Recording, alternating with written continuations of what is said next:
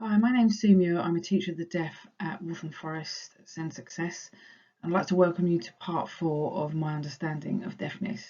Hopefully you've had a chance to watch parts 1, 2 and 3. In part 4 we're going to be looking at the importance of your hearing device or your listening device. That might include a hearing aid, a cochlear implant, bone conduction aid or some other sort of device that helps you to listen.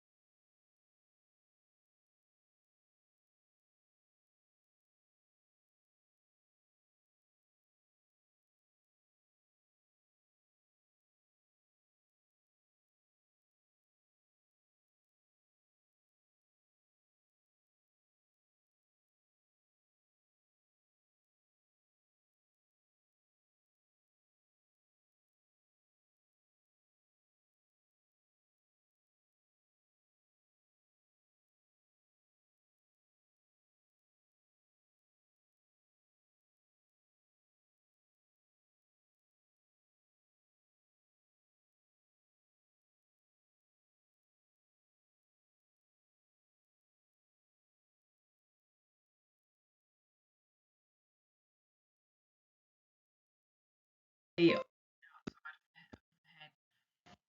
Then we have the internal parts of the actual implant. Now the implant is made up of a sort of a small pack, flat sort of pack, and then this probe which coils into your cochlea. So if you remember, that sort of snail type structure in your inner ear is your cochlea, and from part one we explained that it's like a garden hose pipe. If you roll that up, there's a space inside, so that probe is pushed through and into your cochlea.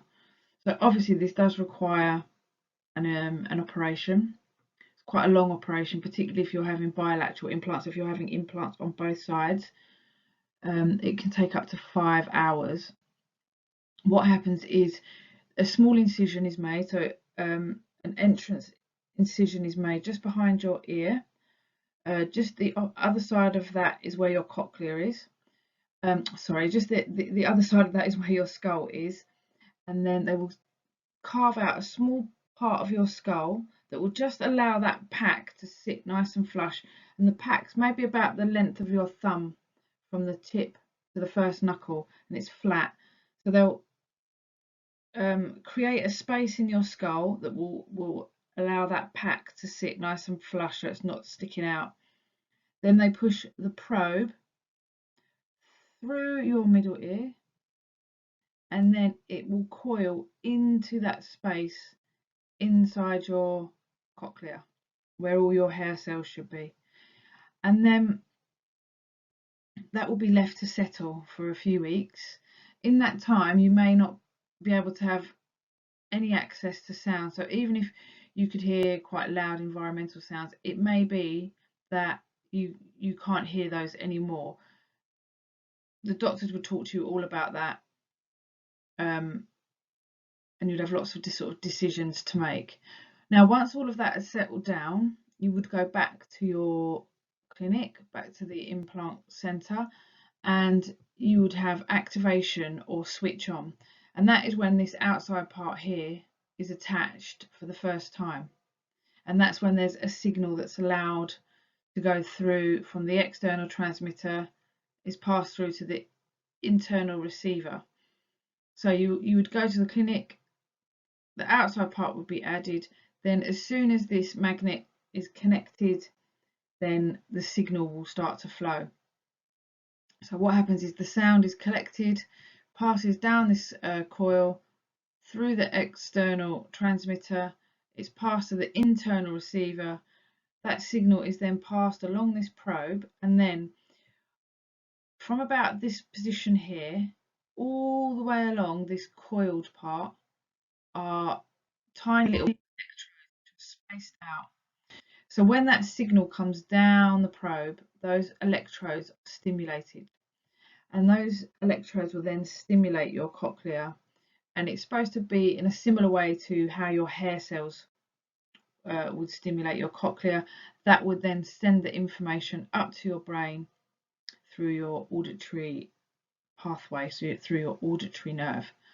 So when students are first switched on, or babies, or whoever it is, what you might find is that it's just a sensation to begin with, so you don't actually sort of hear anything, any sounds. It's more of a sensation because all these nerves are sort of being woken up. They might have been asleep for a while if you've never used them, so they're having to be woken up. So to begin with, it might just be that that person feels a sensation sort of around their ear and maybe along their face, and the doctors and the consultants will be watching that very carefully.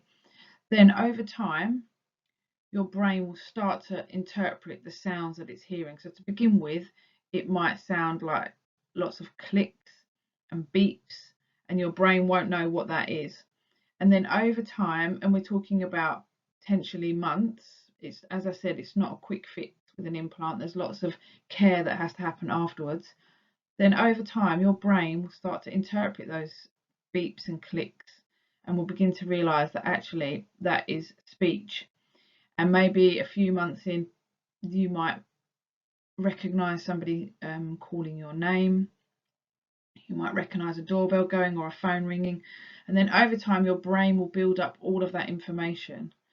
And ultimately, what you should have is good access to speech, particularly when the earlier implants are fitted, the better chance you've got of actually having age appropriate language.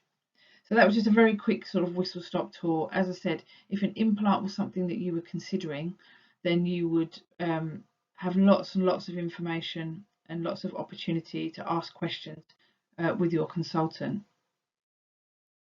Moving on to the bone conduction aid. So we have two types of bone conduction aids. You can have a temporary one or a permanent one. So we'll start here. So this would be a temporary bone conduction aid, so one that you can remove at the end of the day. So basically a bone conduction aid is generally offered to someone with a conductive loss. So that's somebody where their cochlea is working well, but for some reason the sound can't get to that cochlea. So as I said in part one, we discussed the fact that it might be that you have a very narrow ear canal, there might be problems with the little bones in your middle ear, there might be some damage to your pinna, whatever that might be. With a conductive loss, we're looking at a healthy cochlea. So what we need to do is think about how we can get the sound to that cochlea without going through your ear. So this is what the bone conduction aid does. So as you can see from this picture here, this boy has a headband type bone conduction aid, and this little box here is the actual aid. So what happens is that will collect sound through a microphone and it will vibrate gently. Now the reason it's positioned just behind his ear is because it's as near to the cochlea as we can get that, and it has to sit on this bit of bone. You've got a bone here called your mastoid bone that sits behind your ear, and when the bone conduction aid collects the sound, it vibrates, and that sends a nice vibration down your bone, which in turn vibrates your cochlea, which will move all your nice hair cells in there and send the information up to your brain. And that's probably the simplest way to describe what that does. So it's really important that it's put just behind your ear, and where possible, avoid putting it on top of lots of hair, because we want that to be as near to the bone as we can get it. There's also another type of temporary bone conduction aid called an adhere, which is a sticky plaster which sticks onto this piece of skin here where there's no hair, and there's a little peg. So you stick the plaster on in the morning when you get up out of bed, and then you can put the box onto that. That stays there all day. Then at night when you go to bed, you take the box off and you can peel the plaster off, and that's reusable. Now that's quite a new sort of product, so it's not as widely available as the headband type bone conduction aids, but I think in years to come we're going to see lots more sort of technology like that. Then we move on to our permanent bone conduction aid, which does exactly the same job. It's still a little box that will collect sound and vibrate along your bone, but with a permanent one, this might be somebody who has maybe got a malformation of the ear or a problem that is not going to be temporary. Now with the permanent bone conduction aid, again it does require an operation, and there's two types that we can have at the moment. There's one that has an abutment or a titanium peg, which is screwed into your mastoid bone here, which does sound a bit gruesome, I know. So you'd have to have an operation. So that would be attached to your skull, and it would stick out of your skin slightly. So lots of care afterwards to make sure there's no infection. Once that's all settled, and you can connect your bone conduction aid onto that peg, and it then when it collects the sound, it will vibrate down that peg, which will send a vibration along your bone. Now that's the best sort of connection, the best signal. It's straight into your bone, so it's nice and sort of clear. And lots of our students that have these get on really well with them. The second type is another operation, less invasive. It's a small incision, and then a metal plate will be attached to your skull, and then the box, this part here, would be held on with a magnet. So again, you know, nice and close to the bone, so we try not to have too much hair in the way, and that one can work just as well, as long as we get it positioned nicely sort of behind that ear. So that's the bone conduction aids. So why are hearing aids important? Well, their main function is to help you to hear speech, and when you can hear speech, then you can learn to speak. That's how our own speech is developed, is by overhearing speech.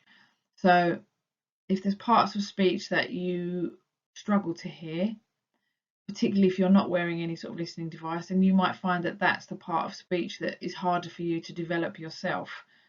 They also help you to hear environmental sounds. So, you know, when you're out and about, listening for traffic, it's really important. Announcements, any sorts of sounds when you're out and about, which sort of give you a sense of where you are. So it is really important to be able to pick up on those sort of environmental sounds. It might be an alarm going off. So, you know, it is about keeping you safe as well. So obviously you've got a much better chance of hearing those sorts of sounds if you're wearing your listening device. It helps with concentration. If you take your hearing aids or your listening device off, the first thing that happens is that you will find it much harder to access speech. So to hear your teacher or hear somebody who's talking to you at home or in a shop.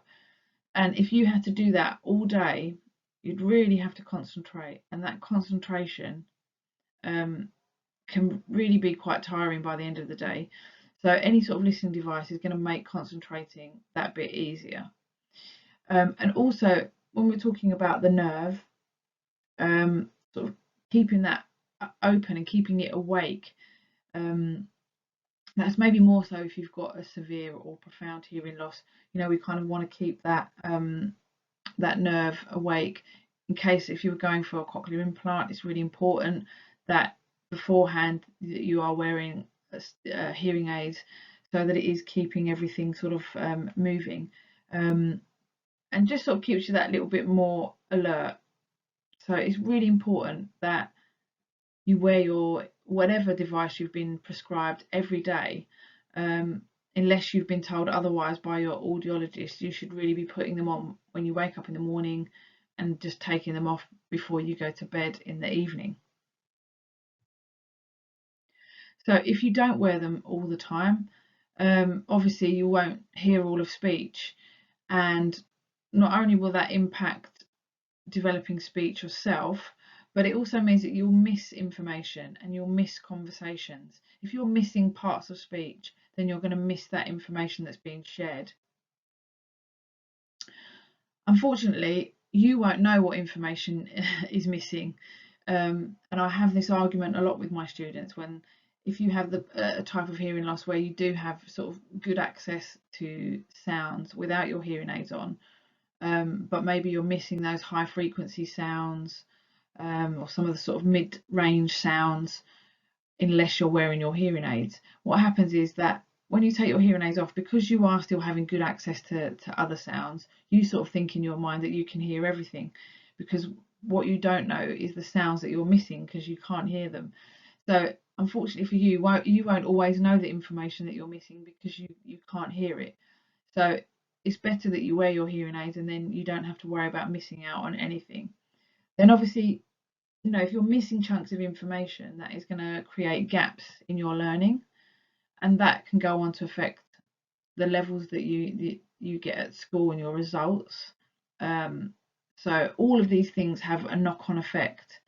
Listening will be more tiring, more difficult, particularly if there's background noise. If you're in a noisy classroom, if you haven't got your hearing aids on, then the chances are you will find it almost impossible to hear clearly everything that the teacher is saying, and that will become really tiring, having to concentrate and really focus because you'll be using other things. You'll be looking for lip patterns, you'll be looking for body gestures, and by the end of the day, you know, you'll feel quite fatigued. So again, it just makes listening less tiring, and it makes it easier for you to concentrate and focus. If you're starting to get tired, you lose focus, then that's when you start thinking about what you're having for dinner, or you're looking out of the window, or you're getting involved with you know, maybe some inappropriate behaviour in the classroom, you know, all those sorts of things, because you've lost your focus. And as I said, that's when you're likely to switch off and start daydreaming, and then you're not listening to the information that you could be listening to. And then what can happen is that then gaps in your use start to appear. So I have students who don't wear their hearing aids in the holidays.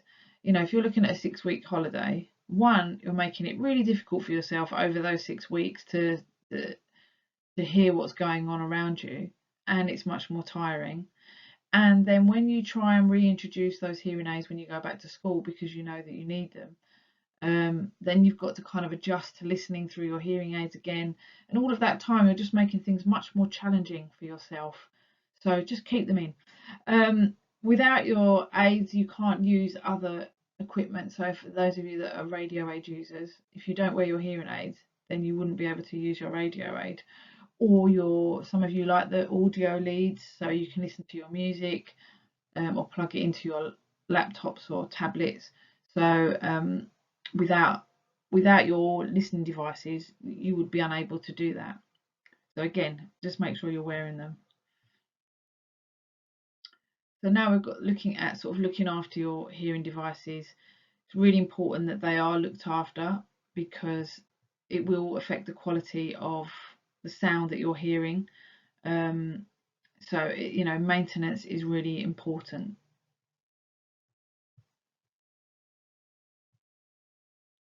So the sort of general hearing aid maintenance, always have spare batteries with you, whether it's in your pocket, in your bag, in your, you know, your coat or whatever. It's really useful to have a pack maybe in the school office. So just in case you were to run out and not have one with you, at least you know that there's a backup. Be really careful when you're throwing away old. Um, Batteries can be very dangerous if they're ingested. So particularly if you've got young brothers or sisters, just be really careful about where you're throwing them away so that they can't be picked up. And also store any batteries that you have somewhere out of reach of small people. Yeah, so just be very mindful of your batteries. Soak your molds once a week. If you've got a behind the ear type hearing aid that has a mold, you know, take it apart, take it away from the back part, the processor, because we can't get that bit wet. But take the tubing in the mold and soak it once a week in warm soapy water. It's just to get rid of all the bits that you can't just wipe off, and make sure that that's all nice and dry before you reattach it. The tubing should be changed about every 6 weeks, or when it starts to feel hard. Although you might not think that makes a lot of difference, it does affect the quality of the sound that's coming through that tubing. So just making sure that it's changed about every 6 weeks. If it's really, really old, it becomes brittle and it's actually very hard to get it off your hearing aid. So sort of keep changing that regularly, and use the puffer. You should have been given a puffer. If you haven't got a puffer, you can ask your teacher of the deaf, or if you have an audiological technician, you can ask your technician for a puffer, and that's just literally a small little puffer that you put on the end of your tubing, and it helps to blow out any of the moisture that might be inside there. Mold should be replaced every 6 to 12 months, depending on if they've maybe become discoloured. If when you're young or younger, obviously you're growing all the time, so within 6 months your ear will have outgrown your mold, and that's when you might start to hear whistling. So if you get into the habit of sort of replacing them every 6 months to 12 months, then you know that you've got sort of good molds, good fitting molds. Or if they become split or damaged, then obviously you need to go and get some new ones, because all of those things again will affect the quality of the sound, and also it might create that sort of whistling. If there are any issues with your hearing aid beyond changing a battery or getting a new mold, you would have to go back to the clinic, because it would need to be run through their computers and things there. So as soon as you feel that there's any issues with your hearing aids, you know, just give the clinic a call and get those in for repairs. And they're pretty good. They generally will get them back to you within about 48 hours. So don't sit there for a week thinking, oh, this isn't working. You know, just get it into the clinic as soon as possible. Have a routine for your hearing aids. It just sort of helps because we get lots of students that lose them um, into the black hole, wherever that is, and things like that. So it's really good to have a routine with your hearing aids. So at night, obviously, when you take them off when you go to bed, for any of the listening devices, open the battery compartment just to allow the air to circulate in there so it doesn't get moisture in there, because otherwise it will start to rust and then you will have issues. Wipe the molds when you take them out at night. If you've got baby wipes or something like that, just give them a wipe just to stop any wax building up and to keep them sort of nice and fresh. Put your hearing aids or your listening device somewhere safe, um, ideally away from younger siblings, dogs, or the black hole. So you might have a little box next to your bed that you can put your device in, shut the lid, and so you know it's nice and safe. Plus it's there when you get up in the morning. So often you know students say to me, well, I put them next to my bed last night and they weren't there in the morning. I'm like, okay, maybe the tooth fairy's got a sideline. But make sure you've got somewhere safe to put them so that they can't be knocked down the back of a cupboard or something like that. If your hearing aid does become wet, you should have been given a drying box to put it in. Now, by wet, I might mean if you've been caught in the rain, or maybe you've been running around and you've got a little bit sweaty and everything's got a bit sort of damp, then pop it in a drying box. If your listening device goes through the washing machine, ideally get it into a drying box, but I will be prepared for issues down the line, because what happens when it gets really soaking wet is it will dry out and it will work for a little bit, and then, as I said, rust starts to set in a few weeks down the line, and then that's when the problems start. So you might need to preempt that and phone the clinic. Make your hearing aids the first thing that you put on in the morning, so there's no more of this, oh miss, I forgot, or I was running late, or any of those things. You know, your hearing aids are so essential that they should just be part of you, and when you get up in the morning they should go on. You know, like people that wear glasses and can't see very well without them, first thing that happens when they get up in the morning is those glasses go on, then they can see. You know, get your hearing aids in, then you can be part of conversations that are going on in the house, and those sorts of things. So it's really important that you just wear them and they're just part of you. Obviously, there are other listening devices. So bone conduction device, again, make sure that you turn the device off when you go to bed and that you've opened the battery compartment to allow air to circulate. You can sort of regularly take the device off the headband and wash your headband, so to keep that nice and clean. Always have spare batteries. And then again, any further problems, it would have to go back to the clinic. And sometimes you might have to wait for that, because often they go back to the manufacturers, which are not always in this country. So just make sure the more you look after it, the less likely you are to have any issues with it.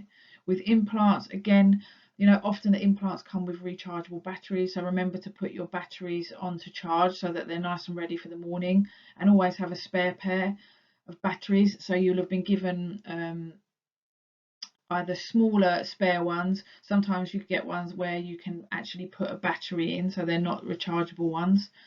But whatever you've been given, make sure that you've got spare ones with you when you go to school. Again, like, put the processors in a drying box at night just to help with any sort of moisture or dampness. And any other problems with the device, you would need to return it to the clinic. With an implant, obviously you've got to be mindful of that site. I don't think I mentioned that earlier, but any bang to the head, you know, you need to be very, very careful with your with the implanted part, that you keep that safe. No playing around with magnets or any of that. You need to make sure that you sort of keep that area nice and safe. If you were to have a bang to the head, you know, it's always good to just ring your clinic and just to let them know, because where the implant is, we don't want there to be any movement. If there's any movement from the inside part, infection can set in, and that can be quite serious. So you do have to be mindful of that area. That was just a sort of a whistle stop tour of devices, and obviously, you know, if you are a hearing aid user or you use some sort of listening device, you know, there you have the clinic should have given you advice. You have the teacher of the deaf, and even if we don't visit you regularly, if ever you've got any questions about your hearing aids, then we can answer any questions. And also just a sort of takeaway point. I just want you to think about maybe one piece of information that you've learned from this session. Maybe you didn't know how cochlear implants work. Maybe you maybe didn't know about sort of opening the battery compartment at night to allow the air to circulate. Whatever it might be, just have a think about maybe one thing that you've taken away from this session. And I really hope that you've had a chance to watch all 4 parts of this My Understanding of Deafness course, and I hope that some of it has been useful to you, and just to thank you for taking the time to watch it. Okay, thank you.